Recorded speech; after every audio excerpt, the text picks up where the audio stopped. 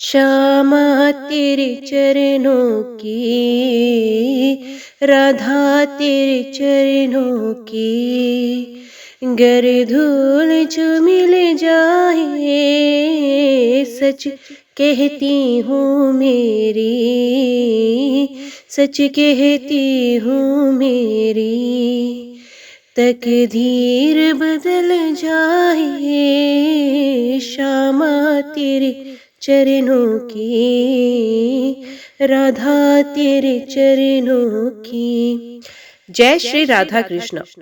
आज की कथा पतिव्रता ब्राह्मणी का उपाख्यान कुलटा स्त्रियों के संबंध में उमा नारद संवाद, पतिव्रता की महिमा और कन्यादान का फल। नर उत्तम ने कहा, नाथ, पतिव्रता स्त्री मेरे बीते हुए वृत्तांत को कैसे जानती है, उसका प्रभाव कैसा है, ये सब बताने की कृपा करें।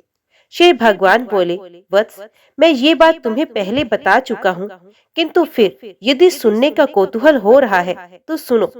तुम्हारे मन में जो कुछ प्रश्न है सबका उत्तर दे रहा हूँ।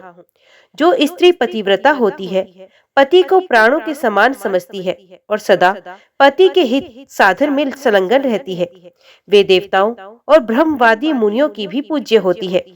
जो नारी एक ही पुरुष की सेवा स्वीकार करती है, दूसरे की ओर दृष्टि भी नहीं डालती, वे संसार में परम पूजनीय मानी जाती है। तात प्राचीन काल की बात है। मध्य देश में एक अत्यंत शोभायमान नगरी थी। उसमें एक पतिव्रता ब्राह्मणी रहती थी। उसका नाम था शैब्या। उसका पति पूर्व जन्म के पाप से कोढ़ी हो गया था। उसके शरीर में अनेकों घाव हो गए थे, जो बराबर बहते रहते थे। शैब्या अपने ऐसे पति की सेवा में सदा संलग्न रहती थी। पति के मन में जो जो इच्छा होती, उसे वे अपनी शक्ति के अनुसार अवश्य पूर्ण करती थी। प्रतिदिन देवता की भांति स्वामी की पूजा करती और दोष बुद्धि त्याग कर उसके प्रति विशेष स्नेह रखती थी। एक दिन उसके पति ने सड़क से जाती हुई एक परम सुंदरी वैश्य को देखा।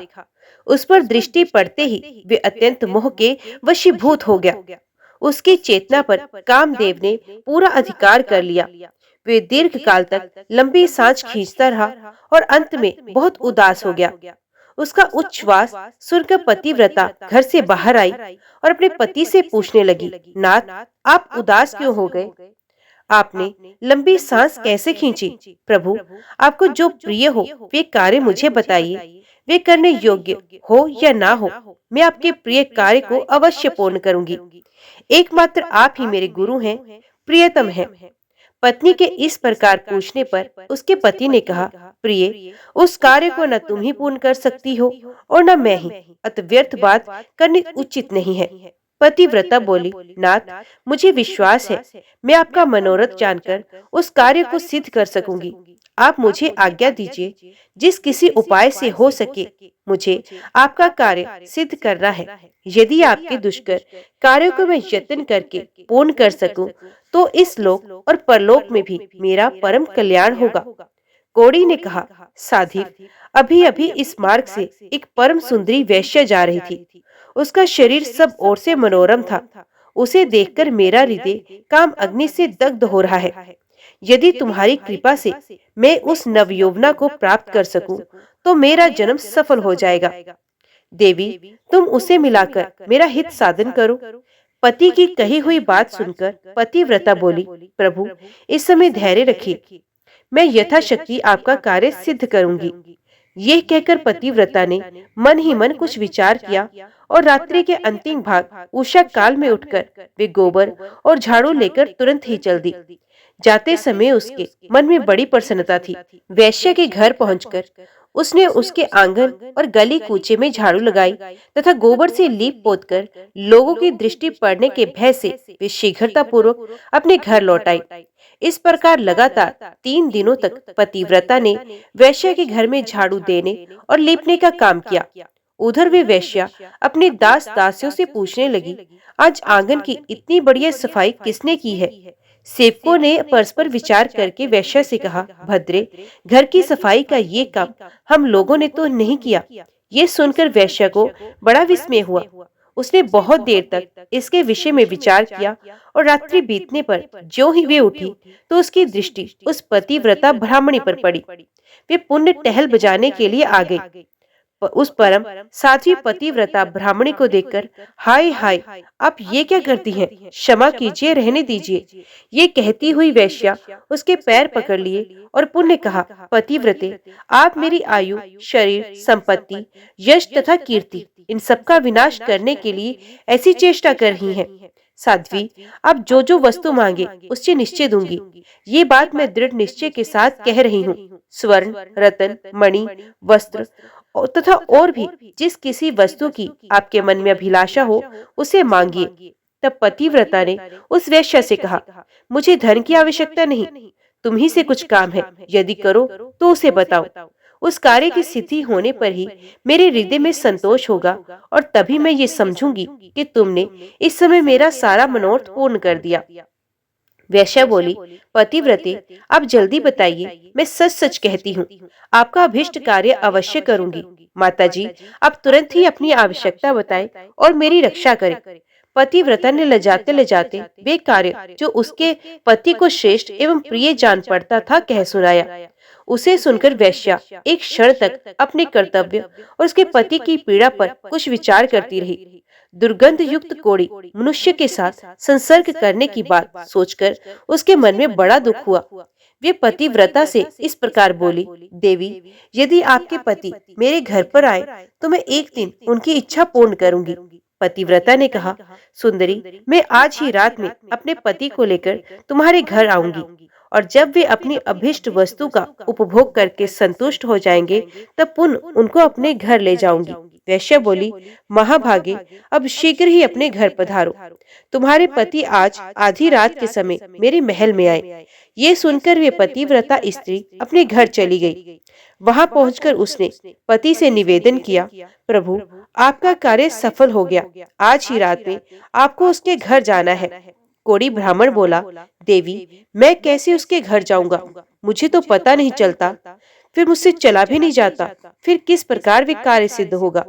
पतिव्रता बोली, प्राणनाथ, मैं आपको अपनी पीठ पर बिठाकर उसके घर पहुंचाऊंगी और आपका मनोरथ सिद्ध हो जाने पर फिर उसी मार्ग से लौटा लाऊंगी। ब्राह्मण ने कहा, हे कल्याणी, तुम्हारे करने से ही मेरा सब कार्य सिद्ध होगा। इस समय तुमने जो काम किया वे दूसरी स्त्रियों के लिए दुष्कर है। श्री भगवान कहते हैं, उस नगर में किसी धनी के घर से चोरों ने बहुत सा धन चुरा लिया। ये बात जब राजा के कानों में पड़ी तब उन्होंने रात में घूमने वाले समस्त गुप्तचरों को बुलाया और कुपित होकर कहा, यदि तुम्हें जीवित रहने की इच्छा है तो आज चोर को पकड़कर मेरे हवाले करो। राजा की आज्ञा पाकर सभी गुप्तचर व्याकुल हो उठे और चोर को पकड़ने की इच्छा से चल दिए। उस नगर के पास ही एक घना जंगल था, जहाँ एक वृक्ष के नीचे महातेजस्वी मुनि वर मांडव्य समाधि लगा के बैठे थे। वे योगियों में प्रधान महर्षि अग्नि के समान देदीप्यमान हो रहे थे। ब्रह्मा जी के समान तेजस्वी उन महामुनि को देखकर दुष्ट गुप्तचरों ने आपस में कहा, यही चोर है। ये धूर्त अद्भुत रूप बनाए इस जंगल में निवास करता है।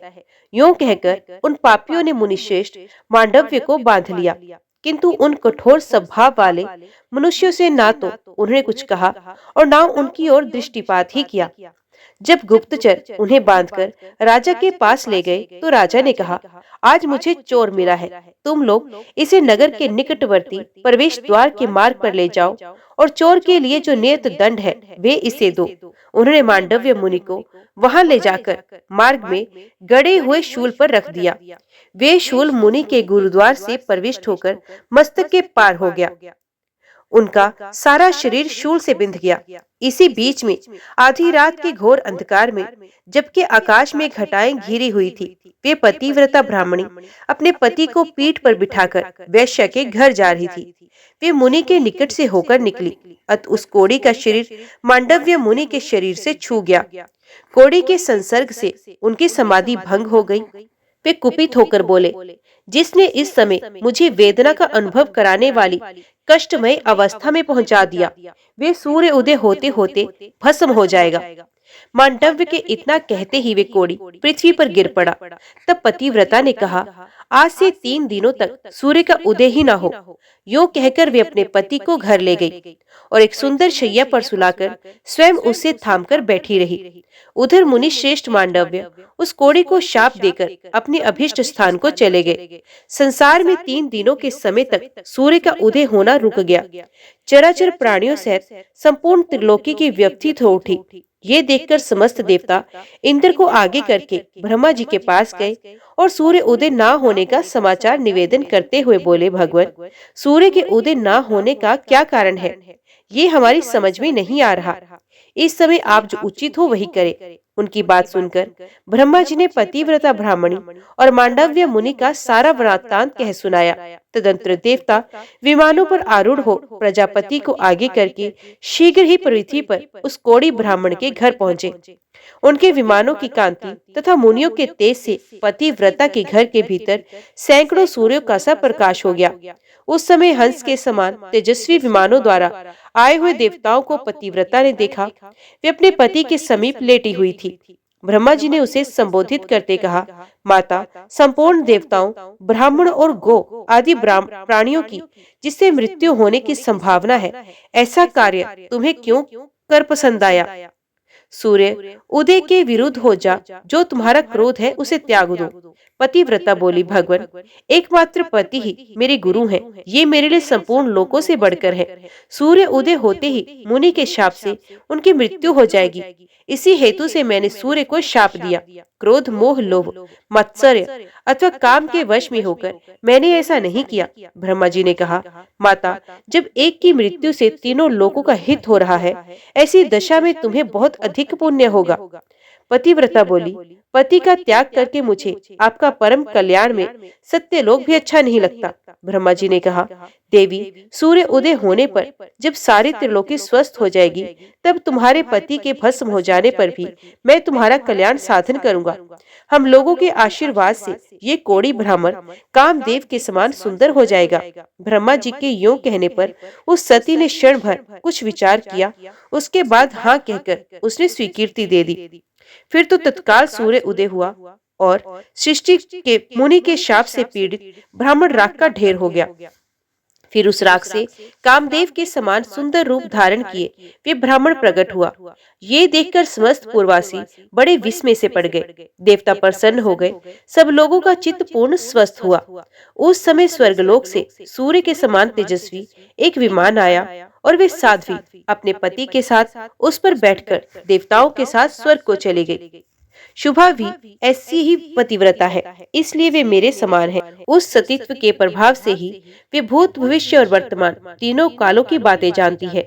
जो मनुष्य इस परम उत्तम पुण्य में उपाख्यान को लोक में सुनाएगा, उसके जन्म जन्म के किए हुए पाप नष्ट हो जाएंगे। ब्राह्मण ने पूछा, भगवान, मांडव्य मुनि के शरीर में शूल का आघात कैसे लगा तथा पतिव्रता स्त्री के पति को कोढ़ का रोग क्यों हुआ? भगवान श्री विष्णु बोले, मांडव्य मुनि जब बालक थे तब उन्होंने अज्ञान और मोहवश एक झंगोर के गुदा देश में तिनका डालकर छोड़ दिया था।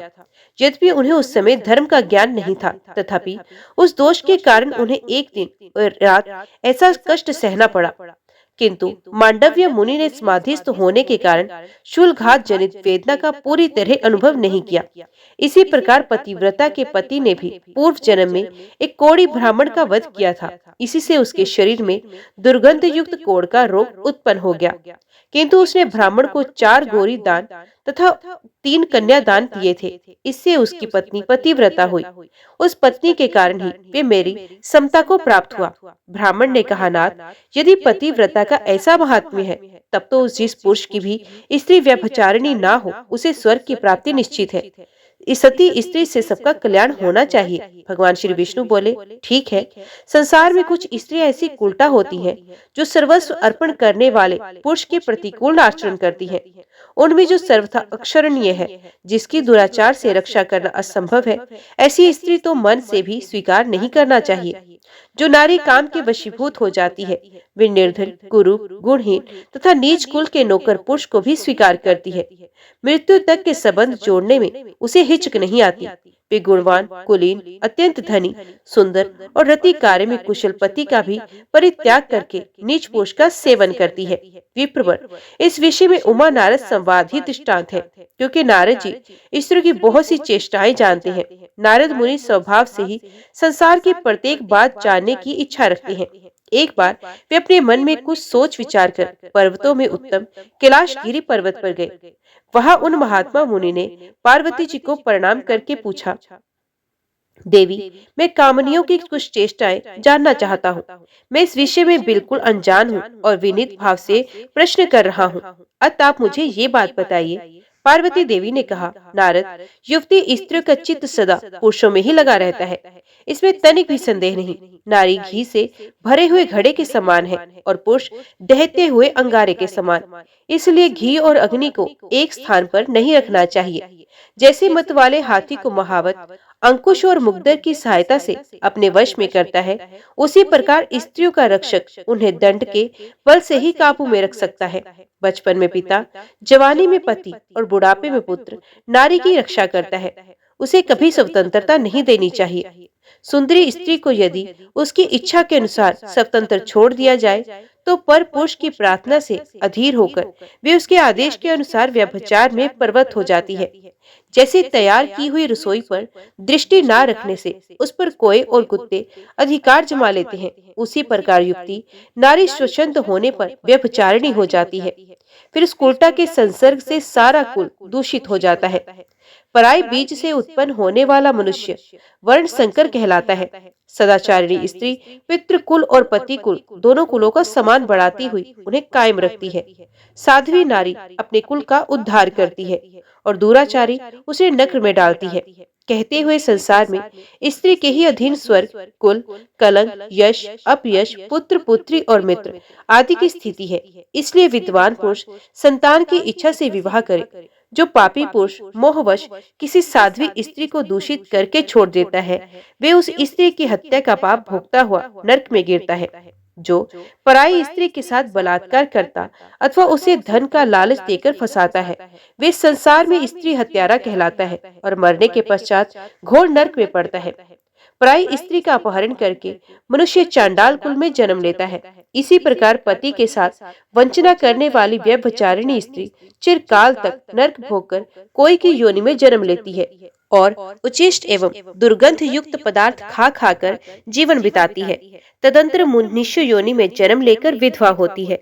जो माता गुरु पत्नी ब्राह्मणी, राजा की रानी या दूसरी किसी प्रभु पत्नी के साथ समागम करता है, वे अक्षय नरक में गिरता है। बहन भांजे की स्त्री, बेटी बेटे की बहू, चाची, मामी, बुआ तथा मौसी आदि अन्य स्त्रियों के साथ समागम करने पर भी कभी नरक से उद्धार नहीं होता। यही नहीं, उसे ब्रह्म हत्या का पाप भी लगता है तथा वे अंधा, गूंगा और बहरा होकर निरंतर नीचे गिरता है।